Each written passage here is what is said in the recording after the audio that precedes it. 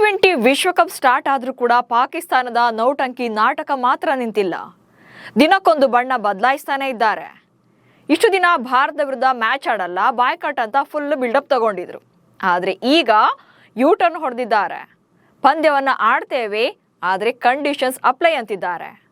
ICC ಮುಂದೆ ಹೊಸ drama ಶುರು ಮಾಡಿರುವಂಥ ಪಾಕಿಸ್ತಾನ ಇಟ್ಟಿರುವಂಥ ಬೇಡಿಕೆಗಳು ಏನೆಲ್ಲ? ಕಾಸು ಕೊಟ್ಟರೆ ಏನು ಬೇಕಾದರೂ ಮಾಡ್ತಾರಾ? PCBಯ ನವರಂಗಿ ಆಟದ ಬಗೆಗಿನ ಒಂದಷ್ಟು ಕುತೂಹಲಕಾರಿ ವಿಚಾರಗಳನ್ನು ಈ ವಿಡಿಯೋದಲ್ಲಿ ಹೇಳ್ತೇನೆ.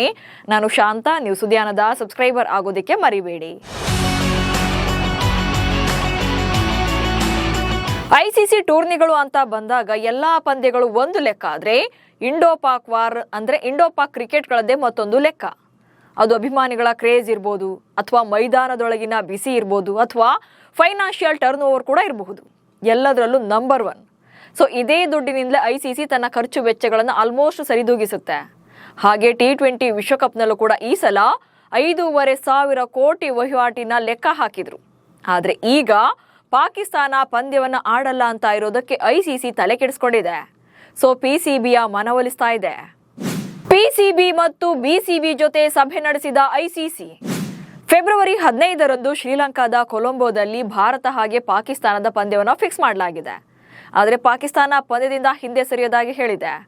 ಆದರೆ ಈ ಪಂದ್ಯ ರದ್ದಾದರೆ ಸಾಕಷ್ಟು ನಷ್ಟ ಆಗೋದ್ರಿಂದ ಅಂತಾರಾಷ್ಟ್ರೀಯ ಕ್ರಿಕೆಟ್ ಮಂಡಳಿ ಭಾನುವಾರ ಲಾಹೋರ್ನ ಗಡ್ಡಾಫಿ ಕ್ರೀಡಾಂಗಣದಲ್ಲಿ ಪಾಕಿಸ್ತಾನ ಕ್ರಿಕೆಟ್ ಮಂಡಳಿ ಹಾಗೆ ಬಾಂಗ್ಲಾದೇಶ ಕ್ರಿಕೆಟ್ ಮಂಡಳಿಯ ಸದಸ್ಯರ ಜೊತೆ ಸಭೆ ನಡೆಸಿದೆ.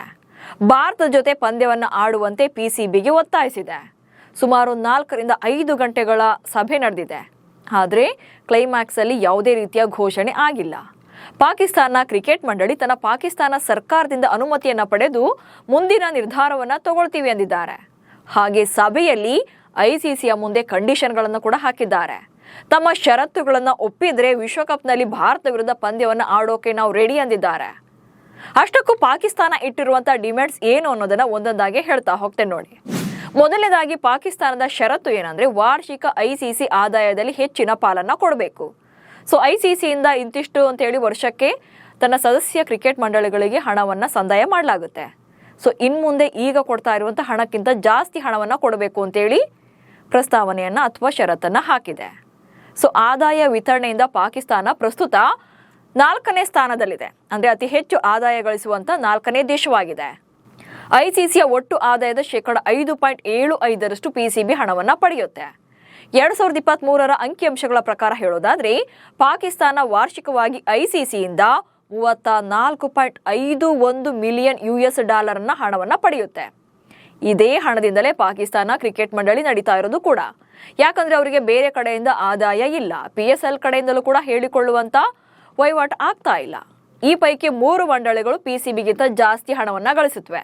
ಅದರಲ್ಲಿ ಕ್ರಿಕೆಟ್ ಆಸ್ಟ್ರೇಲಿಯಾ $128 ಮಿಲಿಯನ್ ಹಣವನ್ನು ವಾರ್ಷಿಕವಾಗಿ ಪಡೆಯುತ್ತೆ.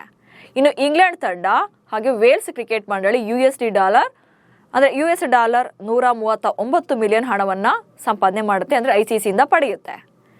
ಸೊ ಈ ಪೈಕಿ BCC ಅತಿ ಹೆಚ್ಚು ಹಣವನ್ನು ಪಡೆಯುತ್ತೆ, $293 ಹಣವನ್ನು ಪಡೆಯುತ್ತೆ. ಹಾಗಾಗಿ ನಂಬರ್ 1 ಪ್ಲೇಸ್ನಲ್ಲಿದೆ BCC. ಯಾಕಂದರೆ ಭಾರತ ಪಂದ್ಯಗಳಿಂದಲೇ ಹೆಚ್ಚಿನ ಆದಾಯ ಬರೋದ್ರಿಂದ BCCಗೆ ಸಿಂಹಪಾಲು ಹಣ ಸಿಗುತ್ತೆ ICC ಕಡೆಯಿಂದ. ಸೊ ಭಾರತ, ಇಂಗ್ಲೆಂಡ್, ಆಸ್ಟ್ರೇಲಿಯಾ ಬಿಟ್ಟರೆ ನೆಕ್ಸ್ಟ್ ಹೆಚ್ಚಿನ ಹಣವನ್ನು ಪಡಿತಾ ಇರೋದೇ ಪಾಕಿಸ್ತಾನ. ಈಗ ಇನ್ನೂ ಜಾಸ್ತಿ ಹಣವನ್ನು ಕೊಡಿ ಅಂತ ತಗಾದೆಯನ್ನು ತೆಗೆದಿದ್ದಾರೆ ಅಥವಾ ಕಂಡೀಷನ್ಸ್ ಅನ್ನು ಹಾಕಿದ್ದಾರೆ. ಇದು ಪಾಕಿಸ್ತಾನದ ಮೊದಲ ಕಂಡೀಷನ್. ಇನ್ನು 2ನೇ ಕಂಡೀಷನ್ ನೋಡೋದಾದ್ರೆ, ಭಾರತದೊಂದಿಗೆ ದ್ವಿಪಕ್ಷೀಯ ಕ್ರಿಕೆಟ್ ಅನ್ನ ಪುನಾರಂಭ ಮಾಡಬೇಕು. ಎಸ್, ಭಾರತ ಹಾಗೆ ಪಾಕಿಸ್ತಾನ ICC ಅಥವಾ ಏಷ್ಯಾ ಕಪ್ ಟೂರ್ನಿಗಳಲ್ಲಿ ಮಾತ್ರ ಮುಖಾಮುಖಿ ಆಗ್ತಿರೋದು ನಿಮ್ಗೆಲ್ಲ ಗೊತ್ತೇ ಇದೆ. ಆದರೆ ಉಭಯ ರಾಷ್ಟ್ರಗಳ ನಡುವೆ ಇನ್ಮುಂದೆ ದ್ವಿಪಕ್ಷೀಯ ಸರಣಿಗಳನ್ನು ನಡೆಸಬೇಕು. ICCಯ ಮಧ್ಯಸ್ಥಿಕೆಯಲ್ಲಿ ಈ ನಿರ್ಧಾರವನ್ನು ಕೈಗೊಳ್ಳಬೇಕು ಅಂತೇಳಿ ತಮ್ಮ ಕಂಡೀಷನ್ ಅನ್ನ ಹಾಕಿದೆ. ಆಕ್ಚುಲಿ 2012ರಲ್ಲಿ ಕೊನೆ ಬಾರಿಗೆ ಭಾರತ ಹಾಗೆ ಪಾಕಿಸ್ತಾನ ದ್ವಿಪಕ್ಷೀಯ ಸರಣಿ ಮೂಲಕ ಮುಖಾಮುಖಿಯಾಗಿದ್ದು, ಅದು ಕೂಡ ಭಾರತದಲ್ಲಿ ಆ ಸರಣಿ ನಡೆದಿದ್ವು. ಸೊ 2 ಪಂದ್ಯಗಳ T20 ಸರಣಿ ಹಾಗೆ 3 ಪಂದ್ಯಗಳ ಏಕದಿನ ಸರಣಿ ನಡೆಸಲಾಗಿತ್ತು.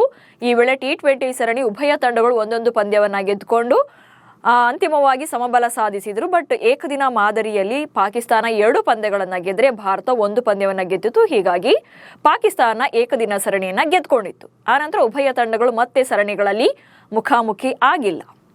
ಇನ್ನು ಪಾಕಿಸ್ತಾನದ 3ನೇ ಕಂಡೀಷನ್ಸ್ ಏನು ಅನ್ನೋದನ್ನ ನೋಡ್ತಾ ಹೋಗೋದಾದ್ರೆ, ಹ್ಯಾಂಡ್ ಶೇಕ್ ಪ್ರೋಟೋಕಾಲ್ ಅನ್ನು ಜಾರಿಗೊಳಿಸಬೇಕು. ಎಸ್, ಹ್ಯಾಂಡ್ ಶೇಕ್ ವಿಚಾರವಾಗಿ ಈಗಾಗಲೇ ವರ್ಲ್ಡ್ ವೈಡ್ ಪಾಕಿಸ್ತಾನ ಈಗಾಗಲೇ ಸಾಕಷ್ಟು ಅವಮಾನಗಳನ್ನು ಅನುಭವಿಸಿದೆ. ಅದು ಕೂಡ ಏಷ್ಯಾ ಕಪ್ ಬಳಿಕ ಇದೊಂದು ರೀತಿಯಾದಂಥ ನೋ ಹ್ಯಾಂಡ್ ಶೇಕ್ ಪಾಲಿಸಿ ಬಂದಿರೋದು. ಅಂದರೆ ಏಷ್ಯಾ ಕಪ್ ಟೈಮಲ್ಲಿ ಭಾರತದ ಆಟಗಾರರು ಪಾಕಿಸ್ತಾನದ ಆಟಗಾರರ ಕೈಕುಲುಕಿರಲಿಲ್ಲ. ಅದು ಟಾಸ್ ಟೈಮಲ್ಲಿ ಕ್ಯಾಪ್ಟನ್ಗಳ ನಡುವೆ ಇರ್ಬೋದು ಅಥವಾ ಆಫ್ಟರ್ ಮ್ಯಾಚಲ್ಲೂ ಕೂಡ ಯಾರು ಕೂಡ ನೋ ಹ್ಯಾಂಡ್ ಶೇಕ್ ರೂಲ್ಸನ್ನು ಪಾಲಿಸಿದ್ರು. ಹೀಗಾಗಿ ಇದನ್ನು ಮತ್ತೆ ಹ್ಯಾಂಡ್ ಶೇಕ್ ಪ್ರೋಟೋಕಾಲ್ ಇದೆಯಲ್ಲ ಅದನ್ನು ಜಾರಿಗೊಳಿಸಲೇಬೇಕು. ಅಥವಾ ಯಾವುದೇ ಪಂದ್ಯಗಳಿರಲಿ, ಟೂರ್ನಿಗಳಲ್ಲಿ ಇರಲಿ, ಪಾಕಿಸ್ತಾನ ಭಾರತ ಪಂದ್ಯಗಳು ಅಂತ ಬಂದಾಗ ಉಭಯ ತಂಡಗಳ ಆಟಗಾರರು ಈ ಪ್ರೋಟೋಕಾಲನ್ನು ಪಾಲನೆ ಮಾಡಬೇಕು. ಅಂದರೆ ಪರಸ್ಪರ ಕೈಕುಲುಕಬೇಕು. ಸೊ ಈ ಕಂಡೀಷನ್ ಕೂಡ ಹಾಕಿದೆ. ಸೊ ಈ 3 ಬೇಡಿಕೆಗಳನ್ನು ICC ಮುಂದೆ PCB ಇಟ್ಟಿದೆ. ಒಂದ್ ಕಡೆ ಪಂದ್ಯ ನಡೀತಾ ಇದ್ರೆ ರೆವೆನ್ಯೂ ಬರಲ್ಲ ಅಂತ ICC ತಲೆಬಿಸಿ ಮಾಡ್ಕೊಂಡಿದ್ರೆ, ಮತ್ತೊಂದ್ ಕಡೆ PCB ಸಿಕ್ಕಿದ್ದೇ ಚಾನ್ಸು, ನನ್ನಿಂದಲೇ ಆದಾಯ ಬರುತ್ತೆ ಅಂತ ತನ್ನ ನವರಂಗಿ ಆಟಗಳನ್ನ ಶುರು ಮಾಡಿದೆ. ICC ಮುಂದೆ ಸಾಲು ಬೇಡಿಕೆಗಳನ್ನ ಇಟ್ಟು ತಮ್ಮ ಬೇಳೆಯನ್ನ ಬೇಯಿಸ್ಕೊಳ್ಳೋಕೆ ನೋಡ್ತಿದ್ದಾರೆ. ಇದೂ ಸಾಲದು ಅಂತ ಈಗ ಬಾಂಗ್ಲಾದೇಶಕ್ಕೂ ಕೂಡ ಪರಿಹಾರ ಕೊಡಿ ಅಂತ ತಗಾದೆನ ತೆಗೆದಿದ್ದಾರೆ. ಸೊ ಭಾರತದಲ್ಲಿ ಪಂದ್ಯ ಆಡಲ್ಲ ಅಂತ ಕೊನೆಗೆ ಟೂರ್ನಿಂದಲೇ ಹೊರಬಿದ್ದಿರುವಂತಹ ಬಾಂಗ್ಲಾದೇಶದ ಪರವಾಗಿ ಕೂಡ ಈಗ ಪಾಕಿಸ್ತಾನ ಖ್ಯಾತಿಯನ್ನ ತೆಗೆದಿದೆ.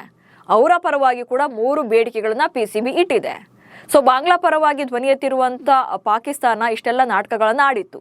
ಸೊ ಆಕ್ಚುಲಿ ಇಲ್ಲಿ ನಾವು ಭಾರತದ ವಿರುದ್ಧ ಪಂದ್ಯವನ್ನ ಆಡಲ್ಲ ಅಂತ ಹೇಳೋಕೆ ಪಾಕಿಸ್ತಾನಕ್ಕೆ ಯಾವುದೇ ರೀಸನ್ಸ್ ಇರಲಿಲ್ಲ. ಆದರೆ ಬಾಂಗ್ಲಾದೇಶವನ್ನ ಮುಂದಿಟ್ಕೊಂಡು ಇವರು BCCI ವಿರುದ್ಧ ತಗಾದೆಯನ್ನ ತೆಗೆದು ಕೊನೆಗೆ ಬಾಯ್ಕಾಟ್ ನಿರ್ಧಾರವನ್ನ ಮಾಡಿದ್ರು.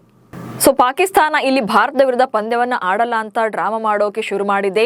ಬಾಂಗ್ಲಾದೇಶ ಕ್ರಿಕೆಟ್ ಮಂಡಳಿ ನಾವು ಭಾರತದಲ್ಲಿ ಪಂದ್ಯವನ್ನ ಆಡಲ್ಲ ಅಂತ ಹೇಳಿದಾಗ ನಾವು ನಿಮ್ಮ ಸಪೋರ್ಟ್ಗೆ ಇದ್ದೀವಿ ಅಂತೇಳಿ ಅಲ್ಲಿಂದ ಡ್ರಾಮಾ ಶುರುವಾಗುತ್ತೆ. ಅಲ್ಲಿಂದ ಈಚೆಗೆ ಬಾಂಗ್ಲಾದೇಶನೇ ಟೂರ್ನಿಂದ ಹೊರ ಹೋಗಿ ಸುಮ್ಮನಾಗುತ್ತೆ. ಬಟ್ ಅಲ್ಲಿಂದ ಆಚೆಗೂ ಕೂಡ ನಾವು ಬಾಂಗ್ಲಾ ಪರವಾಗೇ ಇದ್ದೀವಿ, ಅವರಿಗೆ ನಾವು ಎಲ್ಲ ರೀತಿಯ ಬೆಂಬಲ ಕೊಟ್ಟಿದ್ದೀವಿ ಅಂತೇಳಿ ಸೊ ಆ ರೀತಿಯಾದಂಥ ನಾಟಕಗಳನ್ನ ಶುರು ಮಾಡಿ ಕೊನೆಗೆ ಬಾಯ್ಕಾಟ್ ಹಂತಕ್ಕೆ ಬಂದಿದೆ. ಸೊ ಈಗ ಅದೇ ಬಾಂಗ್ಲಾ ಪರವಾಗಿ ಕೂಡ ICC ಮುಂದೆ ಡಿಮ್ಯಾಂಡ್ ಅನ್ನ ಇಟ್ಟಿದೆ. ಸೊ ಅದರಲ್ಲಿ ಮೊದಲನೇದಾಗಿ ವಿಶ್ವಕಪ್ನಿಂದ ಹೊರಬಿದ್ದ ಬಾಂಗ್ಲಾದೇಶಕ್ಕೆ ಹೆಚ್ಚಿನ ಆರ್ಥಿಕ ಪರಿಹಾರವನ್ನ ಕೊಡಬೇಕು ಅಂತ ಹೇಳಿದೆ. ಎಸ್, ವಿಶ್ವಕಪ್ನಿಂದ ಬಾಂಗ್ಲಾದೇಶ ಹೊರಬಿದ್ದಿದೆ. ಅವರ ಪರವಾಗಿ ಸ್ಕಾಟ್ಲೆಂಡ್ ತಂಡ ಆಲ್ರೆಡಿ ಪಂದ್ಯಗಳನ್ನು ಆಡ್ತಾ ಇದೆ. ಅವರು ಅವಕಾಶವನ್ನ ಪಡ್ಕೊಂಡಿದ್ದಾರೆ. ಹೀಗಿದ್ರೂ ಕೂಡ ಬಾಂಗ್ಲಾದೇಶದ ಬೆನ್ನಿಗೆ ನಿಂತಿರುವಂತಹ ಪಾಕಿಸ್ತಾನ ವಿಶ್ವಕಪ್ನಿಂದ ಹೊರಬಿದ್ದಿರುವಂತಹ ಬಾಂಗ್ಲಾದೇಶಕ್ಕೆ ICC ಕಡೆಯಿಂದ ಹೆಚ್ಚಿನ ಆರ್ಥಿಕ ಪರಿಹಾರವನ್ನ ಕೊಡಬೇಕು ಅಂತೇಳಿ ಡಿಮ್ಯಾಂಡ್ ಅನ್ನ ಇಟ್ಟಿದೆ. ಅಂಡ್ ನೆಕ್ಸ್ಟ್, ಆರಂಭಿಕ ಹಂತದಲ್ಲೇ ಹೊರಬಿದ್ರೂ ಕೂಡ ಭಾಗವಹಿಸುವ ಶುಲ್ಕವನ್ನ ನೀಡಬೇಕು. ಬಾಂಗ್ಲಾದೇಶ ಆಕ್ಚುಲಿ ಒಂದು ಪಂದ್ಯವನ್ನ ಆಡಿಲ್ಲ. ಹೀಗಿದ್ರೂ ಕೂಡ ಅವರಿಗೆ ಪಾರ್ಟಿಸಿಪೇಷನ್ ಇಂತಿಷ್ಟು ಶುಲ್ಕ ಅಂತೇಳಿ ಆಯಾ ತಂಡಗಳಿಗೆ ICC ಕಡೆಯಿಂದ ಹಣ ಹೋಗುತ್ತೆ. ಸೊ ಆರಂಭಿಕ ಹಂತದಲ್ಲೇ ಒಂದು ಪಂದ್ಯಗಳನ್ನು ಆಡದೆ ಕೂಡ ಇದ್ರೂ ಕೂಡ ಬಾಂಗ್ಲಾದೇಶಕ್ಕೆ ಭಾಗವಹಿಸುವಂತ ಶುಲ್ಕವನ್ನ ಅಂದ್ರೆ ಪಾರ್ಟಿಸಿಪೇಷನ್ ಶುಲ್ಕವನ್ನ ನೀಡಬೇಕು ಅಂತೇಳಿ ಇಲ್ಲಿ PCB ಡಿಮ್ಯಾಂಡ್ ಅನ್ನ ಇಟ್ಟಿದೆ. ಅಂಡ್ ನೆಕ್ಸ್ಟ್, ಭವಿಷ್ಯದ ICC ಈವೆಂಟ್ ಆಯೋಜನೆ ಹಕ್ಕುಗಳನ್ನ ಬಾಂಗ್ಲಾಗೆ ನೀಡಬೇಕು ಅಂತ ಕೇಳಿದೆ. ಸೊ ಮುಂದಿನ ದಿನಗಳಲ್ಲಿ ಅಥವಾ ಭವಿಷ್ಯದಲ್ಲಿ ICC ಟೂರ್ನಿಗಳನ್ನು ಆಯೋಜನೆ ಮಾಡುತ್ತಲ್ಲ, ಆ ಟೂರ್ನಿಗಳ ಆಯೋಜನೆ ಹಕ್ಕನ್ನ ಬಾಂಗ್ಲಾದೇಶಕ್ಕೂ ಕೂಡ ಕೊಡಬೇಕು ಅಂತೇಳಿ PCB ಇಲ್ಲಿ ವಕಾಲತನ್ನು ವಹಿಸಿದೆ. ಅಂದ್ರೆ ಬಾಂಗ್ಲಾ ಪರವಾಗಿ ಇವರು ಡಿಮ್ಯಾಂಡ್ ಅನ್ನ ಮಾಡ್ತಾ ಇದ್ದಾರೆ. ಸೊ ಇದು ಒಂದು ಅವರ ಬೇಡಿಕೆ. ಹೀಗೆ ಪಾಕಿಸ್ತಾನ ಸಿಕ್ಕಿದ್ದೇ ಚಾನ್ಸ್ ಅಂತ ಬರೋ ಕಂಡೀಷನ್ಗಳನ್ನೆಲ್ಲ ಹಾಕ್ತಾ ಇದೆ. ಸೊ ದುಡ್ಡು ಕೊಟ್ರೆ ಎಲ್ಲದಕ್ಕೂ ಸಿದ್ಧ ಅಂತಿದ್ದಾರೆ. ಆದ್ರೆ ಇದೆಲ್ಲವಕ್ಕೂ ಕೂಡ ICC ಸೊಪ್ಪು ಹಾಕುತ್ತಾ ಅನ್ನೋದೇ ಈಗಿರುವಂತಹ ಪ್ರಶ್ನೆ. ಒಂದ್ ವೇಳೆ ICC ಅಳೆದು ತೂಗಿ ಅಥವಾ ಇತರೆ ಸದಸ್ಯ ಮಂಡಳಿಗಳಿಂದ ಒಪ್ಕೊಂಡ್ರು ಕೂಡ BCCI ಮಾತ್ರ ಪಾಕಿಸ್ತಾನದ ಬೇಡಿಕೆಗಳಿಗೆ ಕಿಂಚಿತ್ತೂ ಕೂಡ ಕವಡೆ ಕಾಸಿನ ಕಿಮ್ಮತ್ತನ್ನು ಕೊಡಲ್ಲ. ಇದಂತೂ ಸತ್ಯ. ನಮಸ್ಕಾರ.